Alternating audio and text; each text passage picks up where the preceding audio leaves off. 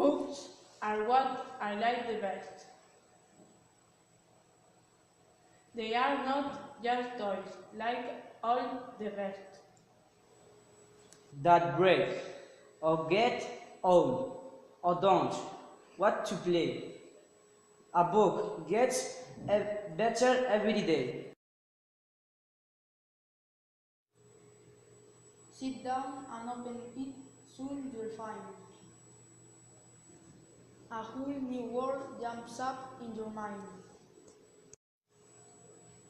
People and places and all sorts of things. Dragons and princesses, goblins and kings.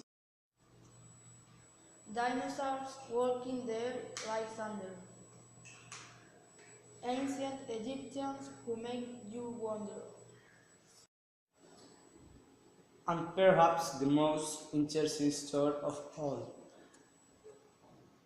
that tells of the prince who is going to call. And even a picture to show how he looks. Now these are the things that I like about books.